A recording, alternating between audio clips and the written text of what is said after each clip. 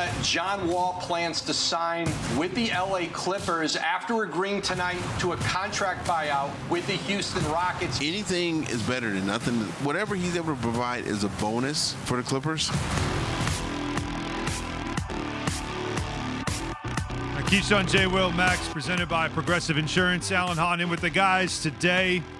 You hear Woj there, and he's going to be very busy, obviously, over these next couple of days as free agency for the NBA begins Thursday, early evening. Friday, a big day, obviously, where a lot of things will get done. But one thing that is being reported, Tim McMahon had this yesterday, that the Rockets and John Wall have reached a buyout agreement. And remember, his opt-in was $47 million. The buyout that they agreed to was he gave back $6.5 million. How kind of him. Yeah. That's why I started laughing when I first saw this. I was like, come on, man. He walked away with $40 million and got signed by a team that's going to contend for a world championship. And on top of that, he's going to pick up that $6 million, so he can still make up $47 million. Exactly. He's going to get his money. And that's what Woj then reported shortly after that John Wall planning to sign with the Clippers once he clears waivers. And that's probably that mid-level exception, that 6.5, as we were talking about, that makes up the difference of it. Adding John Wall, we really haven't seen him play now, guys, in a couple of years.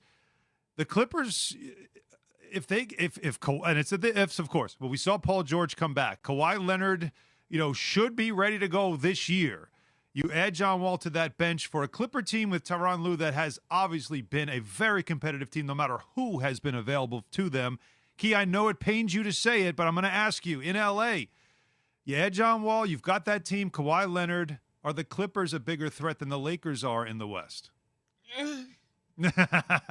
Yeah, I think, it's so interesting. I think that they are. And I'm convinced a number of ways. I ran into a high-level NBA executive the other night, very high level. And he told me in a conversation prior to the John Wall signing, I'm sure he knew that the Clippers were better than the Lakers, and they'll be better than the Lakers for the next couple seasons. Now, I have to believe this high-ranking NBA official because he has a good eye. Knows. Mm-hmm. Oh, yeah. Mm-hmm. He knows. He knows with the best of them. So I look at it, and I'm like, damn, maybe the Clippers will finally get one. Yo, I'll go another level on it, Alan, and I'll say it.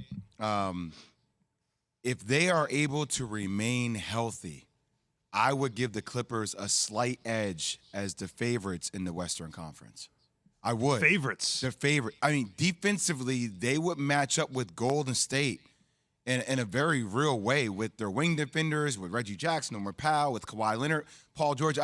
Look, people haven't seen Kawhi Leonard in a while, but let's not forget how talented of a player he was. And one of the, people always throw this out, like it goes back to the bubble. Like, well, have you seen Paul George at end-of-game situations and he can't come through and he hits the side of the backboard? Paul George is one of the most gifted players the game of basketball has in the game today. He really is. He is offensively prolific. So with a guy like Ty Lue that can construct the right game plan, and they have all the pieces, health is their biggest component. And you add John Wall that creates pace and can create shot opportunities for players because of the speed in which he plays. Like I said, if everybody remains healthy, that's the biggest caveat with this team. They're going to be there when it counts, when it's all said and done. Yeah, Paul George drug him all the way to the finish line basically by himself a year ago. So if they get a healthy John Wall, a healthy Kawhi Leonard, and Ty Lue can coach X and O basketball, nice adjustments and everything like that, they're going to be right there. Now, I don't know if they'll beat Golden State or whatever the case may be, but they certainly are going to be right at the top with them. What is John Wall at this point in his career, Jay? What do you see in him? I know, again, what do you see? You haven't seen anything, but we have seen him play a little bit. He really wasn't in the plans with Houston at all, and he knew it. They kept him away from the team. He did want to play, but the last I remember of him, he used to be a blur. I mean, I used to think he was the fastest guy with the basketball in the league, even faster than Westbrook at times because he was so in control with that speed. But with all the injuries and everything else that has happened with him, he physically is not nearly the same player. Can he be effective off the bench for the Clippers? There's no doubt in my mind that John Wall, with Ty Lue's tutelage, can be a very effective player. And the critical word out here is pace, man. Like, he increases the pace of the ball game because of his ball handling ability. And he may not be a blur like he used to be, but he's still fast. Yep. Right? Even him a tad bit slower is still faster than a lot of the league. So creating pace, creating easier transition opportunities, and then once again involved in the pick and roll. And then now think about what you have from a versatility perspective between him and Reggie Jackson. Reggie Jackson's one heck of a ball player too, but they can play off of each other and give each other that rest. So I think it just gives him another blitz offensively and defensively. He's still pretty prone and active as well. The Clippers, you said, would be the favorites in the West. You're putting them ahead of the Golden State Warriors. Key, are you buying this? Yeah, I am buying it. Really? I'm buying that they're even. I'm not buying them in front. I'm buying that they're even. The reason I'm not buying in front, because you do have a major piece that we haven't seen in a year and a half in Kawhi Leonard. I understand Klay Thompson came back off of injuries, and we were like, okay, but you saw how Klay sputtered along. I don't know. I haven't seen Kawhi, so I don't know what it is.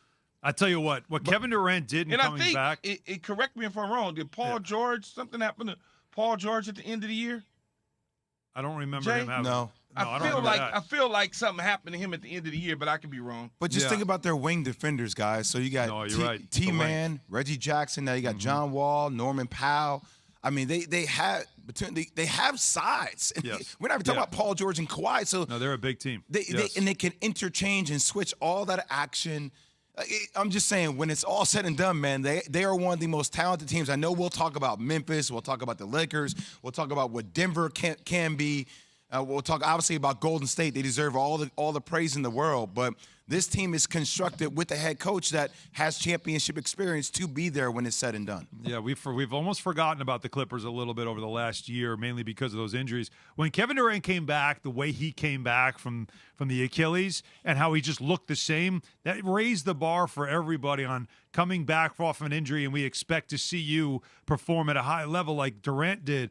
Klay Thompson showed us, no, it doesn't really work that way. It does take a little time to get the rust off. So for Kawhi Leonard, it's going to be real interesting to see how soon he's ready to go for this team and then what he looks like at the very beginning. So there's a lot more certainly to watch with the Clippers, but a very interesting addition that they made. And as Keith chuckled, and I chuckled too, John Wall not really taking a pay cut to get out of Houston and maybe landing with a contender. It worked out well for him. It's Keyshawn, J. Will, and Max, presented by Progressive Insurance, coming to you live from Seaport District, Pier 17, brought to you by Chase. By the way, what about the other team in L.A., Key's team?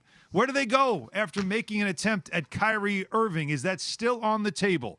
That's after Key tells us this about Straight Talk Wireless. Yeah, we're going to have some straight talk about the Lakers, that's for sure. Cutting your price of your wireless bill